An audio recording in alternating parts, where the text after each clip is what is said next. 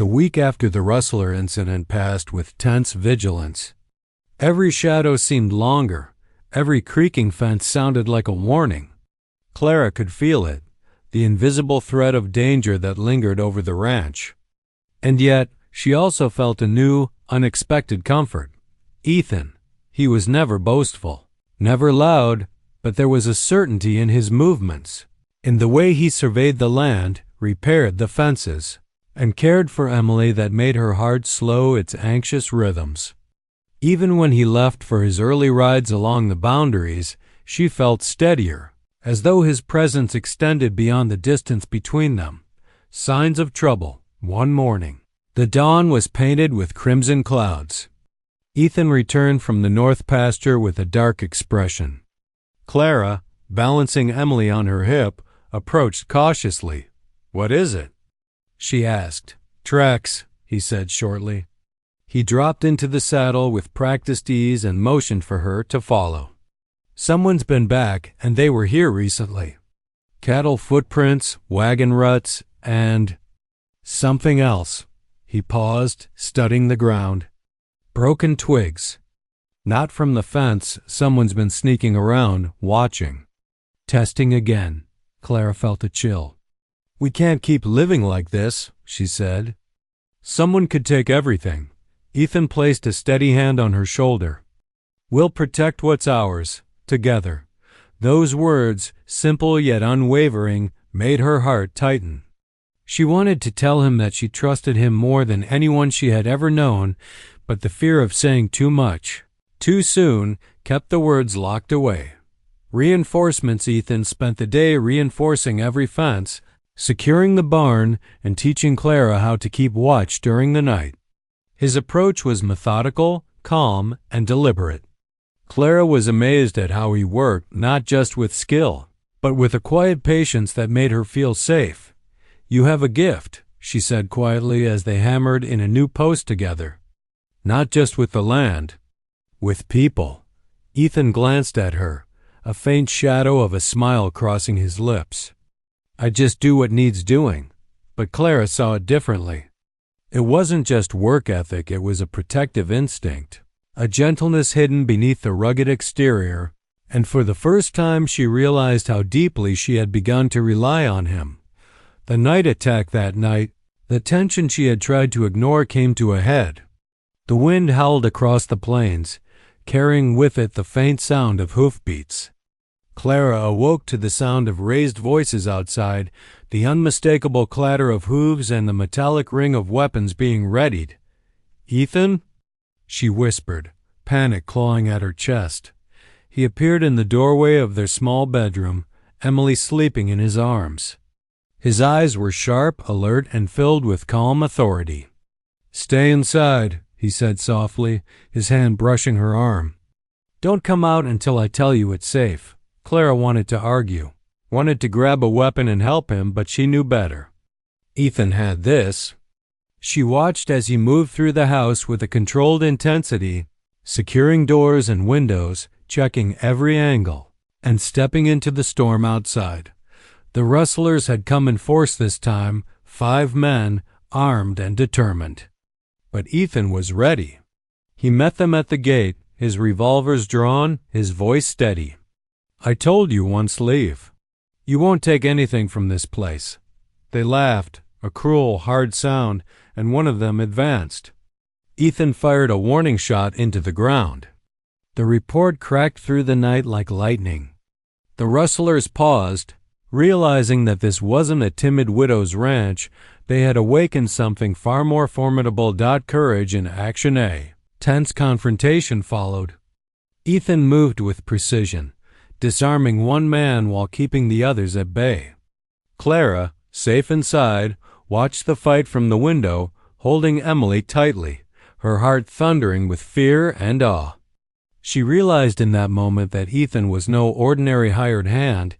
He was a man shaped by life's harsh lessons, a protector with unmatched courage, and someone she could trust with her life. By the time the last rustler fled into the night, the ranch was safe.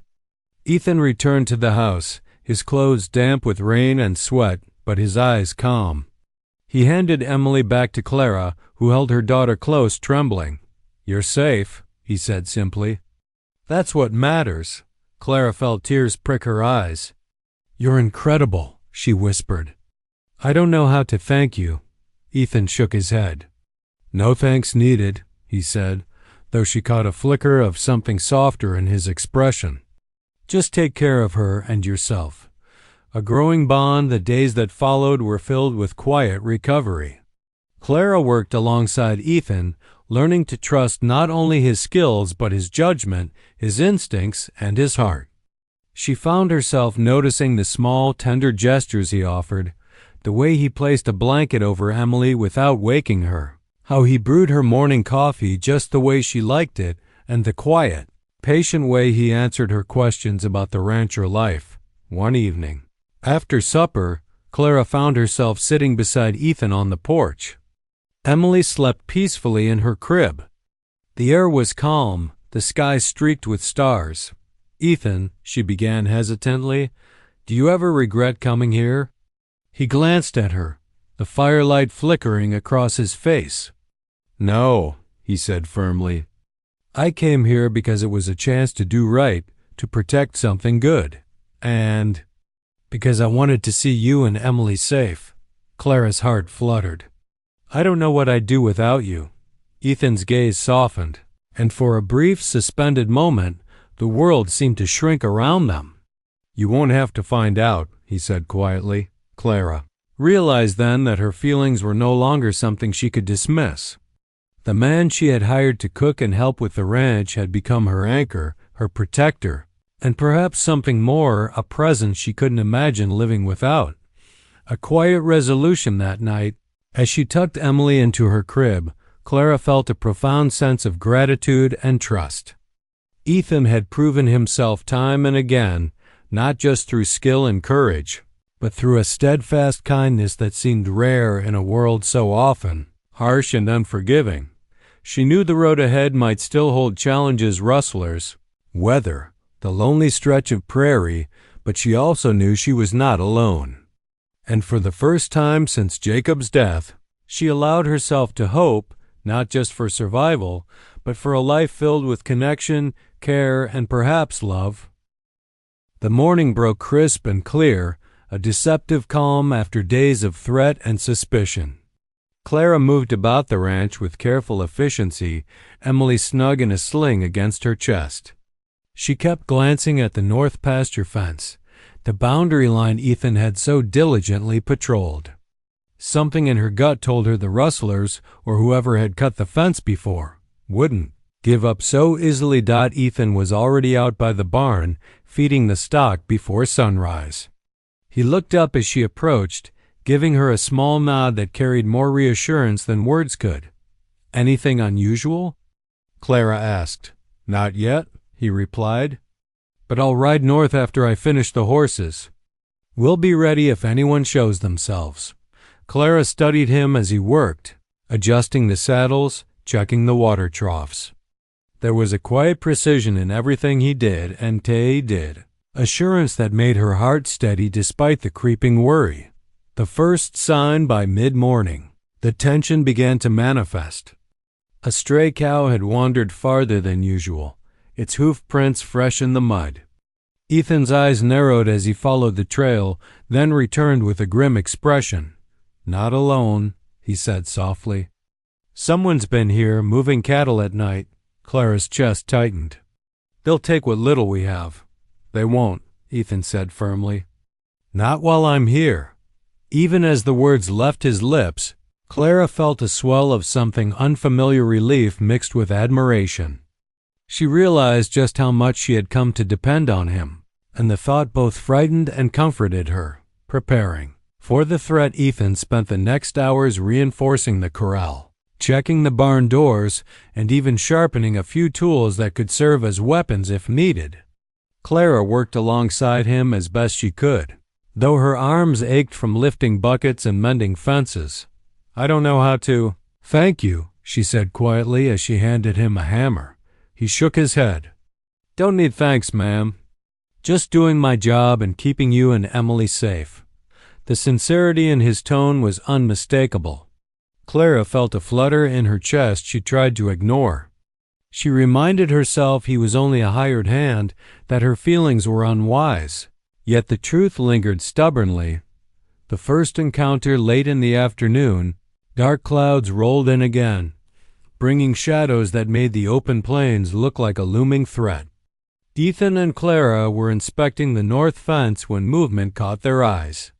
3 men emerged from the tree line, faces half hidden under hats, guns glinting in the fading light. "Stay behind me," Ethan whispered, placing himself between Clara and Emily and the approaching figures. Clara's heart pounded. Fear gripped her, but she did not cry out. Something in Ethan's calm stance, the steady set of his shoulders, the unwavering gaze he gave the intruders, made her feel safer than she had in weeks. "Evening," one of the men called, voice dripping with mockery. "We hear this little ranch has been repaired nicely." "Shame to see it undone." Ethan's hand rested lightly on his revolver, his other hand gesturing for Clara to step back. "You'll find nothing here but hard work and good fences," he said evenly.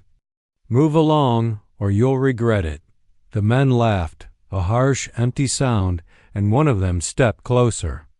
Ethan's fingers tightened on the grip of his gun. Clara's pulse raced as she realized how poised he was, not just in defense, but in anticipation of every possible movement. Courage revealed, one of the men lunged at the fence, trying to climb over. Ethan moved with the precision of someone who had done this before, grabbing the intruder by the shoulder and twisting him off balance. The other 2 drew back, startled at the sudden show of strength. "Go," Ethan said calmly, though his voice carried steel. "Before you learn the hard way why this land isn't yours." For a tense moment, the men glared at him, calculating, measuring. Then, deciding he was not to be trifled with, they slunk back toward the tree line, muttering threats as they disappeared into the shadows. Clara released a breath she hadn't realized she'd been holding. She looked at Ethan, awe and gratitude mingling with something warmer, something her heart didn't yet have words for. "You were incredible," she whispered. He shook his head as he secured the fence again. "Nothing I haven't done before," he said lightly, but his eyes softened when they met hers. "You don't have to live in fear here. Not while I'm around." Quiet moments that night after Emily had fallen asleep, Clara sat by the fire in the kitchen. Ethan was at the table, polishing a knife, his face illuminated by the flickering light. She watched him for a long moment.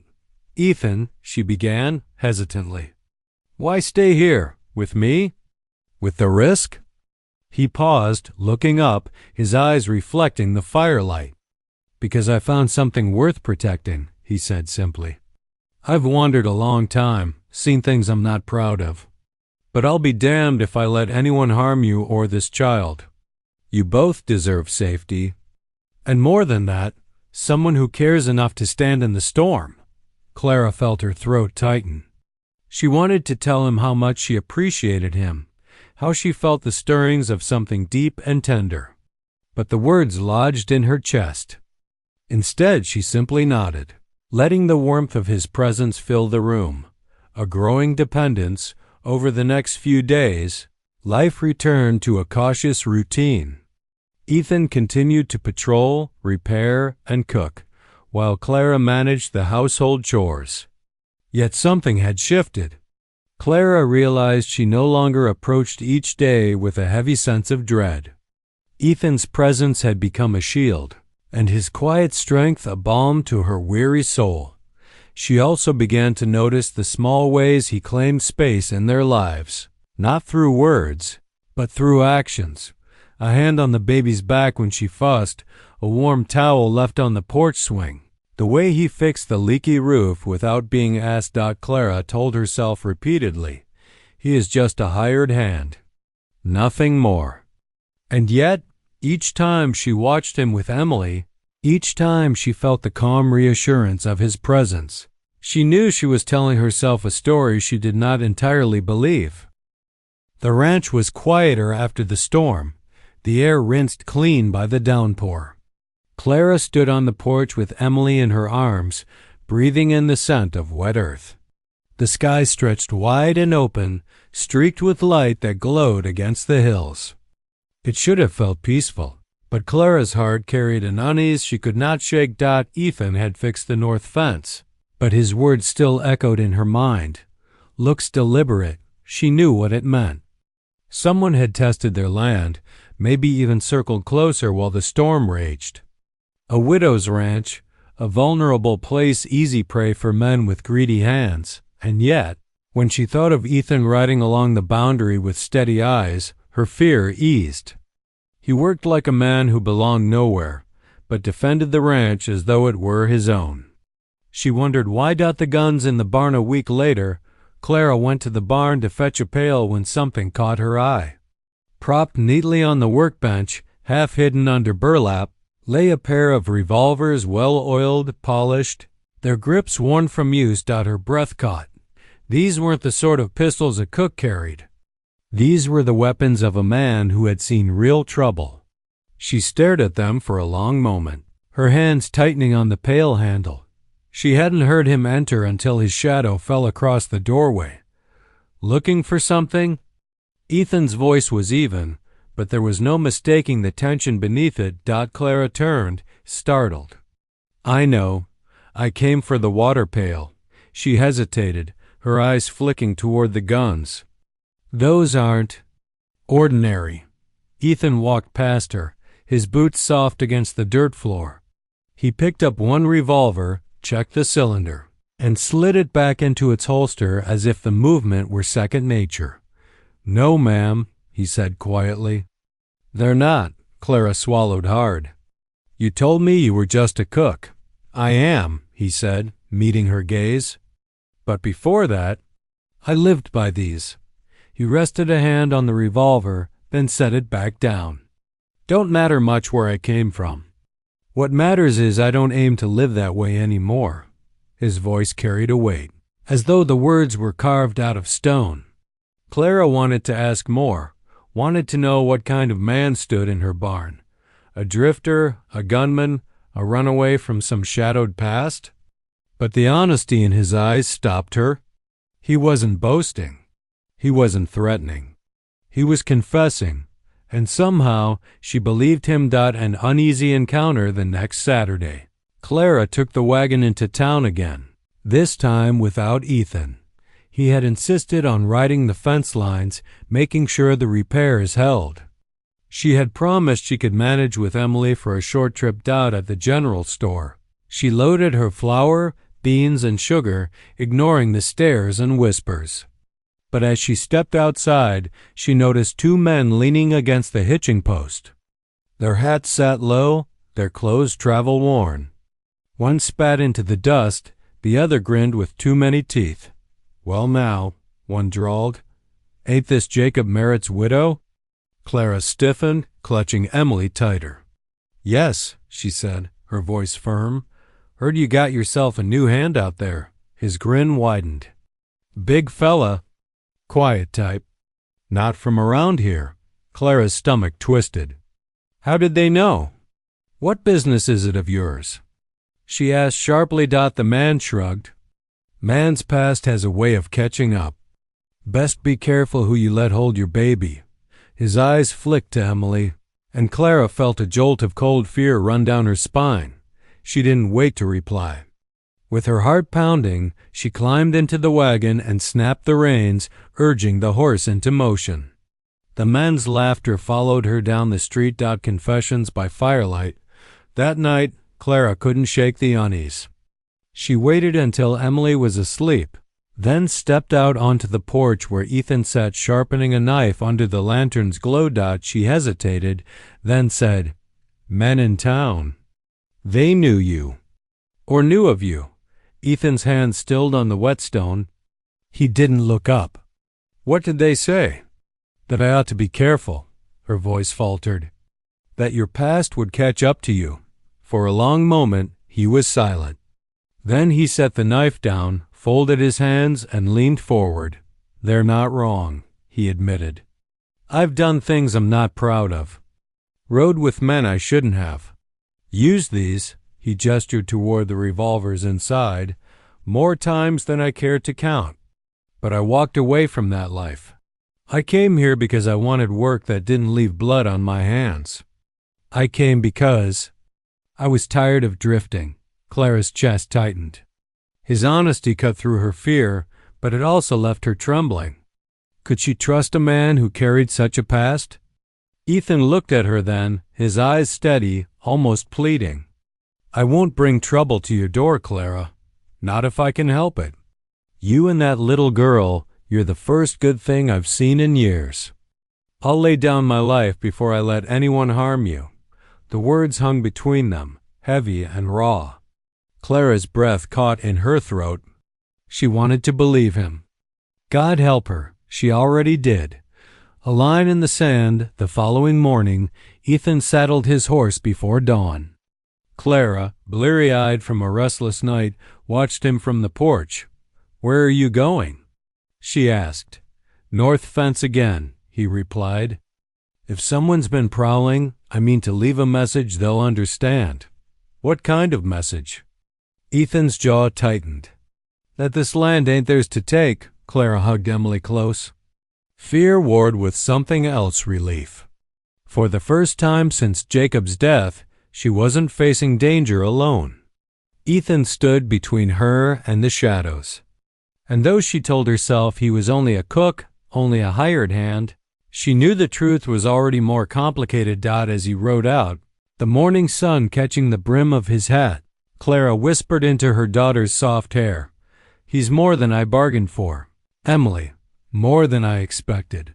And deep inside, though she barely dared admit it, she knew he might also be more than she could resist. The morning after she found Ethan cradling Emily by the fire, Clara could not stop thinking about it. The image lingered in her mind like a candle that refused to burn out, the rugged cook, his strong hands steady against her baby's tiny frame, his voice softer than she thought a man like him capable of. It unsettled her. Not in a fearful way, but in the kind of way that made her chest ache with both gratitude and confusion. She had hired him to work, not to step into the tender places of her life. And yet, in the quiet hours of dawn, she found herself grateful for his presence in ways she dared not say. Aloud. Days on the ranch life on the ranch began to take on a rhythm. Ethan rose before sunrise, his boots thudding softly on the porch as he stepped outside to fetch water or wood for the fire. Clara would often find the kitchen already warm, coffee simmering on the stove, and biscuits baking before she even rubbed the sleep from her eyes. He never boasted about the work he did, but she noticed the difference. The corral fence was straightened. The tools, once scattered and rusting, were oiled and hung neatly in the shed. The barn smelled fresher, cleaner, and the few cattle she had left seemed calmer around him. When Clara tried to thank him, he only shrugged. "Work needed doing," he would say, as though that explained everything. But it was more than chores. Clara began to notice small acts of thoughtfulness woven into their days. A bucket of fresh water left by the porch so she didn't have to carry it while balancing Emily. A shawl draped over the rocking chair when nights grew cooler.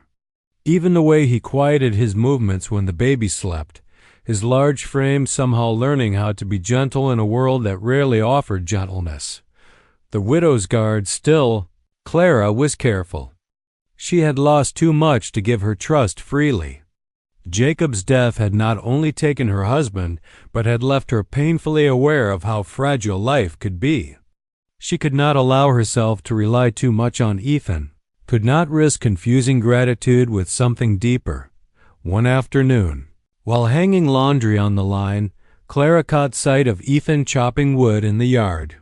The sleeves of his shirt were rolled to his elbows, his muscles flexing with each strike. Sweat glistened at his temples, and for a moment Clara's gaze lingered longer than she intended. She looked away quickly, scolding herself. "You're a fool," she muttered under her breath. "He's just a hired hand." But her heart didn't quite believe her. glimpse of the past. It was on the third week of Ethan's stay that Clara dared to ask more about him. They were in the kitchen, Ethan stirring a pot of stew while Emily played in a basket on the floor. Clara sat at the table, mending one of Jacob's old work shirts. "You never said where you're from," Clara remarked casually, keeping her eyes on her needle and thread. Ethan didn't look up from the pot. "Nowhere worth naming," he replied. "That's a strange answer." He paused, then said, "I've been a lot of places, ma'am. Cooked for cattle crews, drifted through towns when work was thin." "Past is past," Clara frowned. His tone wasn't harsh, but it was final, the kind of voice a man used when he didn't want to be pressed. She respected that silence, though curiosity burned in her. There was more to Ethan Carter than he let on, but perhaps it was better not to pry. After all, hadn't she secrets of her own, the fears she didn't share with neighbors, the grief she buried each morning just to keep moving? Trouble at the fenceline. Late one afternoon, Ethan returned from riding the boundary fence with a shadow on his face. Clara was rocking Emily on the porch when he dismounted, tying his horse to the post with practiced ease. "Fence lines cut on the north pasture," he said grimly. "Not just wear and tear." Looks deliberate. Clara's stomach dropped. "Rustlers? Maybe, or someone testing to see if anyone's watching. Either way, cattle could wander if we don't fix it." Fear tightened Clara's chest. Rustlers had plagued the county before, and a widow's ranch was an easy target. Without Jacob, she felt exposed, vulnerable. She hugged Emily closer. Ethan noticed the way her arms tightened around the baby. His expression softened, though his voice stayed steady. "Don't worry, ma'am. I'll see to it. Nobody's taking what's yours." There was a quiet conviction in his words that startled her. He didn't say the ranches or the cattle's. He said what's yours. For a woman who had felt abandoned by fate, those words settled like a balm against her fear. Whispers in town the following week. Clara needed supplies and Ethan offered to drive the wagon into town with her. She hesitated. She had gone alone before, but there was comfort in knowing she wouldn't have to juggle a restless baby and heavy sacks of flour by herself. The ride into town was quiet. Ethan held the reins, his broad frame steady beside her, while Emily cooed in Clara's lap. The rhythmic creak of the wagon wheels filled the spaces between their few words. When they arrived, Clara quickly noticed the way people watched them. A widow with a strange man at her side, it didn't take much to spark gossip in a small town. Mrs. Dobbins, the storekeeper's wife, raised her eyebrows as she handed Clara sugar and coffee, her gaze flicking toward Ethan with unspoken questions. Clara's cheeks burned. She wanted to explain, "He's just a cook, just a hired hand," but she kept her chin high and said nothing. Let them talk. Words wouldn't keep her child fed or the ranch standing. Still, as they rode back, she found herself glancing sideways at Ethan. He seemed unaffected by the whispers, his focus on the road, his hand steady on the reins. His calmness steadied her own heart. A stormy night that evening. Dark clouds rolled across the sky, and a storm broke loose with the fury of wind and rain. Clara rushed to shutter the windows while Ethan secured the barn doors. Thunder rattled the house, and Emily wailed in fright. Clara tried to soothe her, but the storm seemed to rattle her nerves as much as her child's. Then Ethan appeared in the doorway, rainwater dripping from his hat brim, his eyes steady despite the storm outside. Without a word, he reached for the baby. Clara hesitated only a second before letting Emily into his arms. Ethan held her close, rocking with the same gentle rhythm Clara had seen before, humming low over the thunder's roar. The baby's cries softened, and Clara felt her own fear ease as she watched them. For the first time since Jacob's death, she did not feel entirely alone. When the storm passed and the house grew quiet again, Clara whispered, "I don't know what I'd do without your help." Ethan's eyes met hers, calm and unreadable. "You won't have to find out, ma'am." Something in his voice, a vow, unspoken but firm, settled into Clara's heart. And though she still told herself he was only a cook, only a hired hand, deep down she began to wonder if Providence had sent her more than she asked for. Today I will share with you a story. The prairie wind carried dust across the open valley, swirling it into the air like a veil over the lonely stretch of land that had once been a proud ranch. The buildings still stood, the weathered barn with its sagging roof, the small corral with broken rails, and the two-room house perched on a rise, but their spirit had dimmed the day Jacob Merritt was laid into the ground. His widow, Clara Merritt, stood at the window of that house now, her arms wrapped around her infant daughter, Emily, trying to steady her heart against the endless ache of loss. Jacob had been a strong man, a capable rancher, and in his absence, the weight of the land seemed to fall squarely on her shoulders. She knew cattle, she knew how to mend clothes and keep the fire burning, but she did not know how to run the place alone. Neighbors had offered their help in the first weeks after the funeral, but ranchers were busy with their own work, and sympathy waned with time. What lingered for Clara was loneliness, exhaustion, and the gnawing question of how long she could keep this land for her daughter's future. The baby stirred in her arms, a soft whimper rising into the still room. Clara pressed her cheek against Emily's fine hair and whispered, "Hush now, darling. Mama's here. Mama will always be here." But deep down, Clara wondered if she was making promises she couldn't keep. The need for help by midsummer, the days grew longer and harder. Clara rose before dawn, nursed the baby, fetched water, stoked the fire, and tried to do what ranch work she could manage. But the fences sagged more with each passing week, and the cattle, fewer than before, wandered too freely. The barn needed repairs, and the smokehouse roof had begun to leak. She was only one woman, and though her determination was fierce, her body was weary. One morning, Clara studied her reflection in the warped glass of a wash-basin mirror. She saw not the woman she had been when Jacob was alive, bright-eyed, hopeful, but a pale, tired widow with strands of hair falling loose from a hastily pinned bun. Emily's cry echoed from the cradle in the other room. Clara sighed and whispered, "We can't do this alone." That was the day she pinned a notice in town. Help wanted. Cook in hand for small ranch.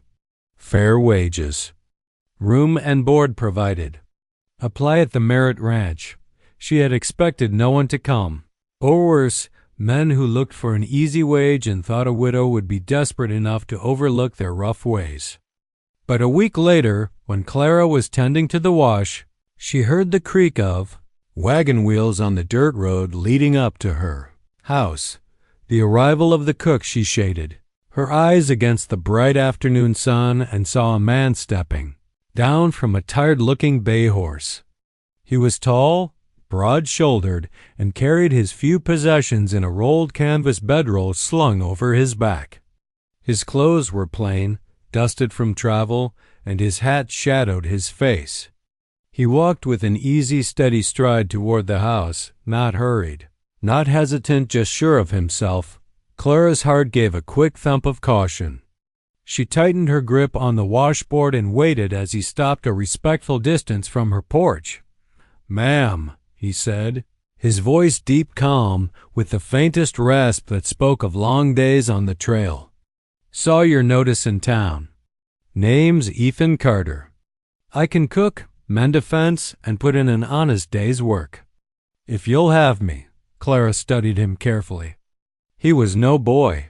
His face bore the lines of a man who had seen hardship, and his eyes, a gray-blue sharpness, seemed to hold things he did not speak aloud. She wasn't sure what to make of him, but desperation outweighed suspicion. "You can cook?" she asked, raising an eyebrow. "Enough to keep a crew fed. Enough to keep you from burning through your flour in a week," he said simply. Corner of Clara's mouth tugged upward despite her reserve. She looked down at the basin of wet laundry, then at Emily's cradle just inside the door. and realized she didn't have the luxury of turning him away. "You'll have room in the bunkhouse," she said finally, "and your pay will be modest but fair. I won't abide laziness, and I won't have a drunk under my roof." Ethan nodded once. Understood. So it was settled. Ethan Carter, a stranger with the quiet manner of a man who revealed little, became the ranch cook and hand at the Merritt Ranch. First days Ethan proved his worth quickly. That evening, Clara expected him to fumble through a simple meal, but instead, the table was set with hot biscuits, beans seasoned with a depth of flavor she hadn't tasted since her husband's days, and a pan of fried salt pork that crackled with crispness. Clara blinked in surprise as she tasted it, then looked across the table where Ethan ate without fuss or pride, as though it were nothing remarkable. "You weren't lying," she murmured. "No point in lying, ma'am," he said. Food speaks for itself. The days that followed revealed more of Ethan's capabilities. He rose before dawn, started the fire, had coffee brewing by the time Clara stirred, and didn't shy from work outside the kitchen. He mended the corral fence without being asked, mucked out the barn, and even repaired the squeaky hinge on the front gate. Clara tried to keep her distance, to remind herself that he was a hired hand and nothing more. Still, she couldn't help noticing how his presence filled the silence that had once pressed so heavily on her. A night by the fire one night, long after sunset, Clara awoke to Emily's cries. She wrapped a shawl around her shoulders and padded toward the cradle, only to find it empty. Panic surged in her chest until she heard a low, steady voice humming from the front room. Clara stepped softly to the doorway and froze. There, by the dying fire, sat Ethan in the old rocker, Emily cradled in his arms. His rough hands, so capable with an axe or skillet, now held the baby with such gentleness it almost broke Clara's heart. He rocked her slowly, humming a tune so faint and tender that Clara had to strain to hear. Emily's cries had softened into hiccups, then melted into sleep against his broad chest. For a long moment, Clara stood in silence, her breath caught. She had not seen a man hold her child with such care since Jacob. She felt something stir within her, something she had not expected, a sense of safety, of shared burden, of warmth that came not from the fire but from the quiet tenderness of a man she had thought to be nothing more than a cook. When Ethan noticed her in the doorway, he stopped rocking, his eyes lifting to hers. There was no embarrassment, no explanation offered, just that calm steadiness she had seen from the moment he arrived. "She was fussing," he said quietly. "Didn't want her to wake you." "You've done enough today." Clara swallowed the lump in her throat. "Thank you," she whispered, her voice trembling more than she intended. He nodded, then turned his gaze back to the child, still rocking gently, as though it were the most natural thing in the world. And in that moment, Clara realized Ethan Carter was not merely a hired hand. He was something more, though she dared not yet name it.